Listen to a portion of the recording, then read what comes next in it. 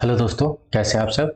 27 जनवरी और आज का हम लोग करंट अफेयर पढ़ेंगे जैसे डेली पढ़ते हैं। जो करंट अफेयर का पीपीटी होता है हिंदी और इंग्लिश दोनों में होता है, ये बात याद रखिएगा। दूसरा बात क्या है कि करंट अफेयर किस किस एग्जाम के लिए महत्वपूर्ण है। भारत में कोई भी एग्जाम देते हैं जिसमें करंट अफेयर पूछा जाता है उसके लिए यह का होगा महत्वपूर्ण साबित होगा। जैसे यूपीएससी का कोई वनडे एग्जाम दीजिए, एनडीए का, सीडीएस का, सीएपीएफ का, ईपीएफओ का। कोई पीसीएस एग्जाम दीजिए, यूपी का, एमपी का, बिहार का पीसीएस, बैंक का कोई एग्जाम देते हैं, एसएससी का कोई भी एग्जाम हो, रेलवे का कोई भी एग्जाम हो, और भी जो कम्पिटिटिव एग्जाम है जिसमें करंट अफेयर पूछा जाता है उसके लिए यह का होगा महत्वपूर्ण साबित होगा।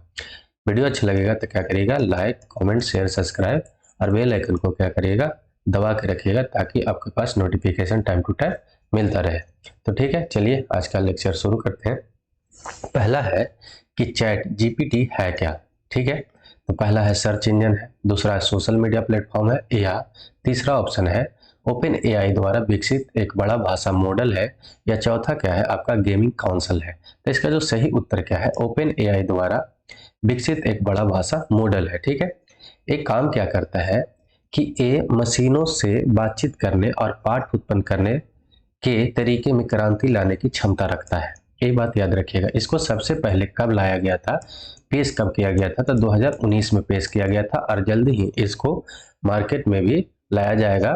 ठीक है, ये बात याद रखिएगा। चैट जीपीटी जो है काम किस चीज पर आधारित करता है, तो ये ट्रांसफॉर्मर आर्किटेक्चर पर आधारित वर्क करता है। ये बात याद रखिएगा, इतना आपको याद रखना है। ठीक है, तो अगला क्वेश्चन क्या है आपका, अगला क्वेश्चन है कि एरो इंडिया 2023 कहां पर 13 से 17 फरवरी 2023 तक आयोजित किया जाएगा। एरो इंडिया, ये आपको बताना है। तो पहला क्वेश्चन है रायपुर, दूसरा है बेंगलोर, तीसरा ऑप्शन है आपके पास न्यू दिल्ली और चौथा ऑप्शन है क्या, ग्वालियर। तो इसका जो सही उत्तर क्या है, बी है, बेंगलुरु में होगा। ठीक है, बेंगलुरु में 14वां जो है 14th क्या है संस्करण 2023 में हो रहा है। ये बात याद रखिएगा। और ये कब से कब तक होगा, 13 से 17 फरवरी के बीच में होगा 2023 में, जो अभी चल रहा है।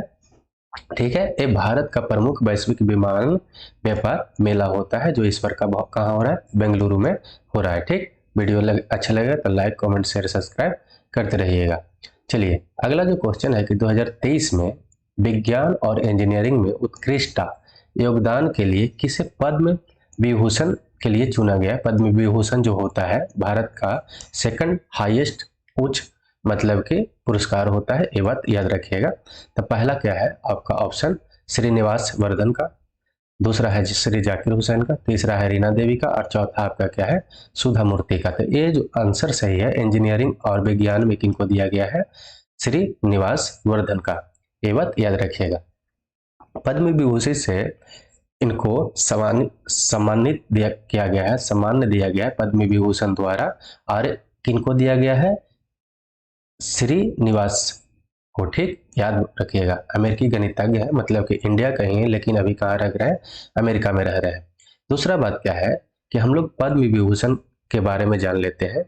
पद्म जो पुरस्कार है 3 तरह का होता है। पहला जो होता है पद्मश्री होता है, दूसरा होता है पद्म भूषण होता है और तीसरा क्या होता है पद्म विभूषण होता है, जो ये तीनों में सबसे ऊपर होता है। ये सेकंड हाईएस्ट क्या है सर्वोच्च नागरिक पुरस्कार भी है, ये भी याद रखिएगा। फर्स्ट में क्या होता है भारत रत्न होता है, ये भी हम लोग जान गए।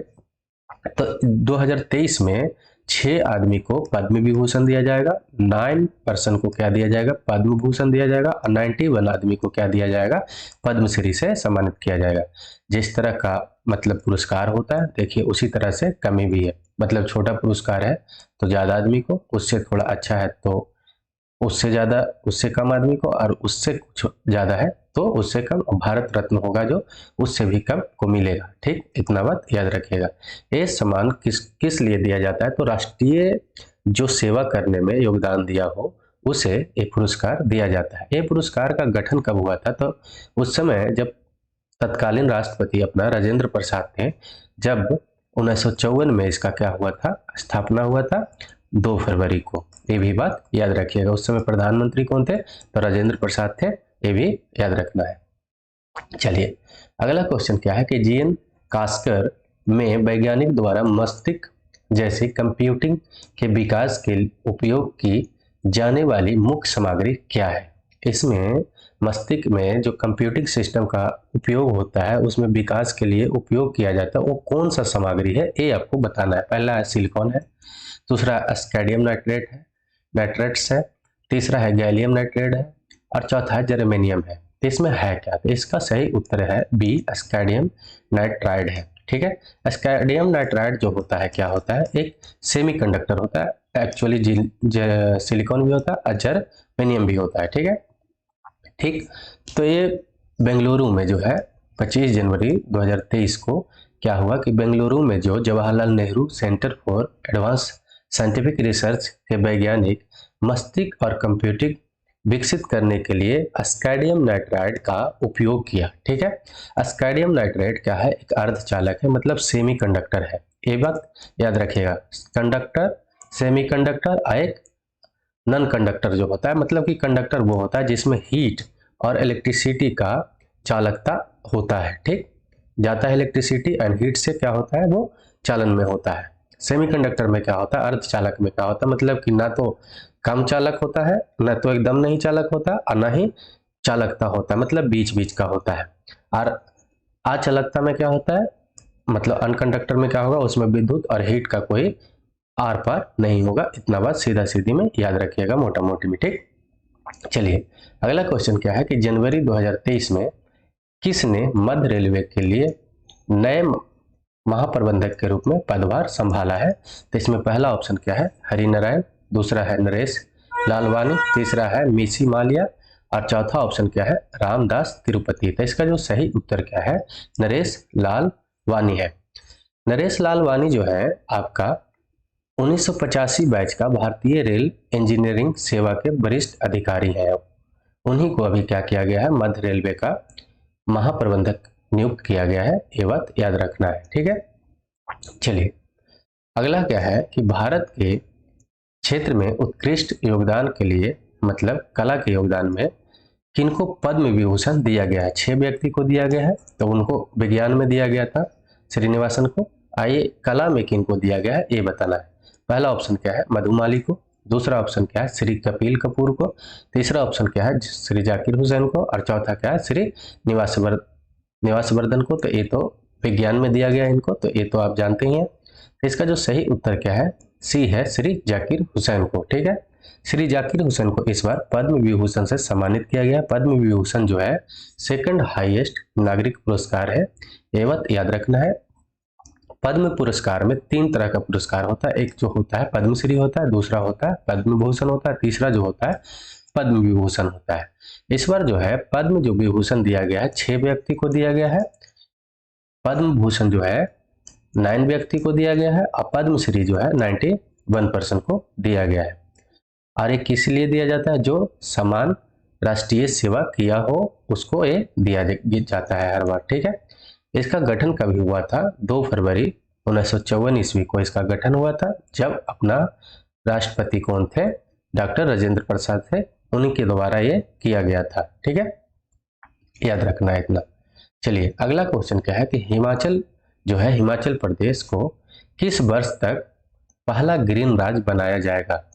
पहला ऑप्शन है आपका 2024, दूसरा है 2025, तीसरा है 2030, और चौथा आपका 2035। तो इसका जो सही उत्तर क्या है, 2025। ठीक है, तो 2025 तक इसका सही उत्तर है हिमाचल प्रदेश को ग्रीन राज्य बनाया जाएगा। मतलब कि ये जितना कार्बन डाइऑक्साइड निकालेगा उतना ये कार्बन डाइऑक्साइड को क्या करेगा, सोखने के लिए अपना पेड़ विकसित कर लेगा। तो मतलब कि ये न्यूट्रल हो जाएगा।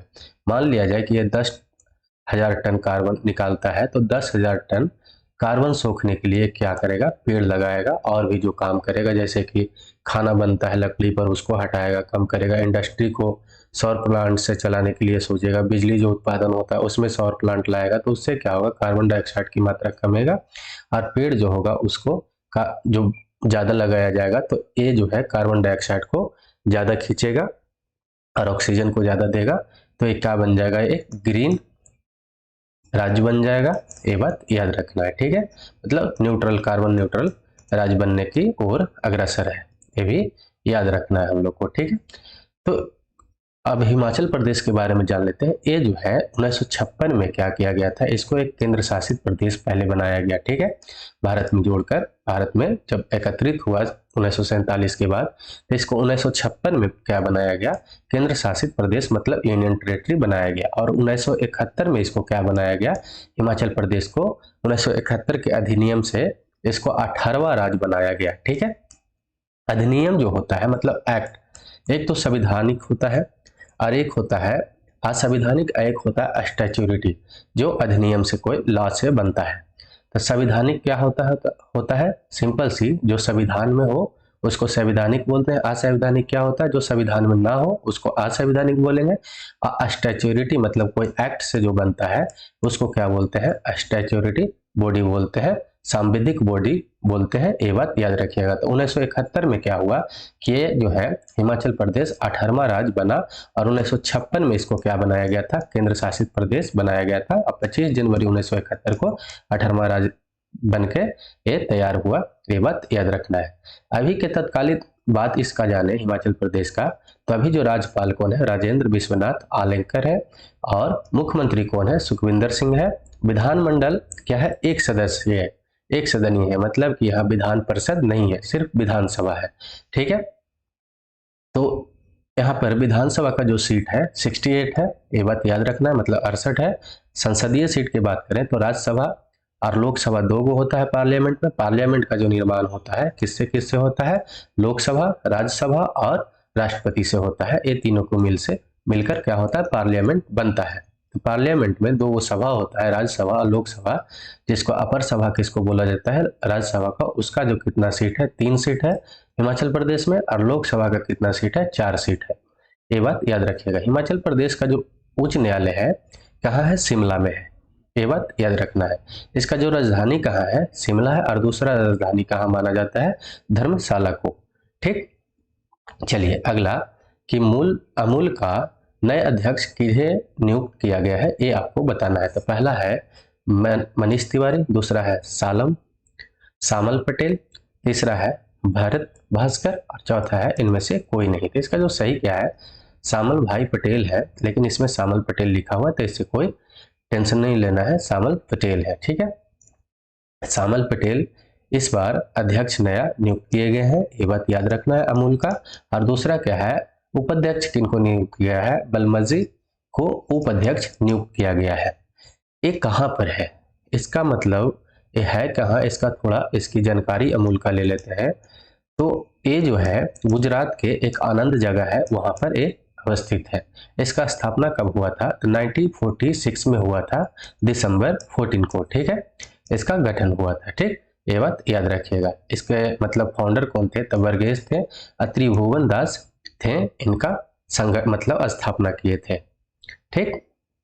चलिए अगला क्वेश्चन क्या है कि IIM अहमदाबाद के नए निर्देशक कौन बने हैं, ठीक।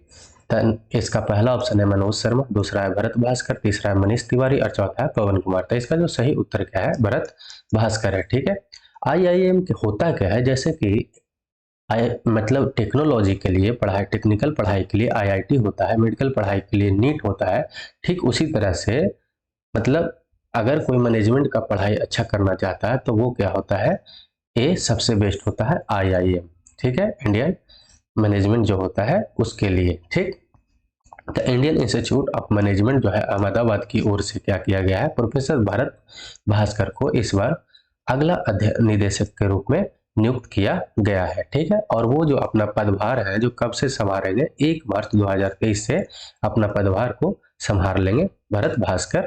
तो ये याद रखना है। तो कहाँ का बने हैं, इंडियन इंस्टीट्यूट ऑफ मैनेजमेंट मतलब IIM अहमदाबाद के निदेशक बनेंगे। कौन बनेंगे, तो भरत भास्कर बनेंगे, ये याद रखना है। ये सब PPT में हटा हुआ रहेगा, मतलब जो PDF मिलेगा आपको। PDF कहाँ से मिलेगा, तो टेलीग्राम ज्वाइन कर लीजिएगा, लिंक डिस्क्रिप्शन में दे देंगे, वहां से टेलीग्राम ज्वाइन करिएगा और अपना PPT ले लीजिएगा डेली का, ताकि आपको बार बार वीडियो ना देखना पड़े और रिविजन करने में आसान हो। वीडियो अच्छा लगेगा तो क्या करिएगा, लाइक करिएगा, कमेंट करिएगा, शेयर करिएगा, सब्सक्राइब करिएगा और बेल आइकन को दबा के रखिएगा, ठीक है। तो अगला क्वेश्चन क्या है कि 8वां अंतर्राष्ट्रीय विज्ञान महोत्सव कहाँ पर आयोजित किया गया है?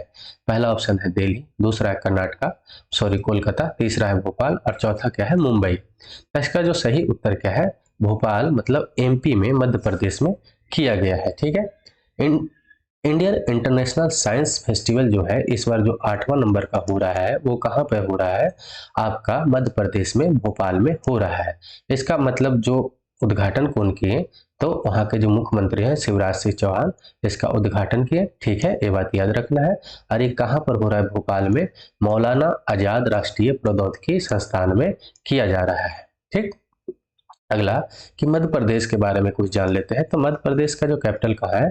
भोपाल है। ठीक है। अभी जो वहाँ का चीफ मिनिस्टर कौन है? शिवराज सिंह चौहान है। ऑफिशियल जो एनिमल इसका भी बार बार पूछता है वो क्या है? बारहसिंघा है। ठीक है। मध्य प्रदेश के आपका कभी कभी बाउंड्री टच के बारे में पूछ देता है, तो किससे किससे बाउंड्री टच करता है ये हम लोग देख लेते हैं। देखिए यहाँ से अगर शुरू करिए तो ये पहला हो जाता है आपका राजस्थान, पहला हो जाता है गुजरात और दूसरा हो जाता है राजस्थान और तीसरा हो जाता है उत्तर प्रदेश, चौथा होता है आपका छत्तीसगढ़ और पांचवा होता है आपका महाराष्ट्र से। ये 5 स्टेट से क्या करता है? बाउंड्री टच करता है। गुजरात से, राजस्थान से, उत्तर प्रदेश से, छत्तीसगढ़ से और महाराष्ट्र से। ठीक है। तो आज का तो इतना ही। वीडियो अच्छा लगा हो तो क्या करिएगा? लाइक करिएगा, कमेंट करिएगा, शेयर करिएगा, सब्सक्राइब कर लीजिएगा और बेल आइकन को दबा के रखिएगा। ठीक है। तो चलिए, ठीक। जय हिंद, जय भारत।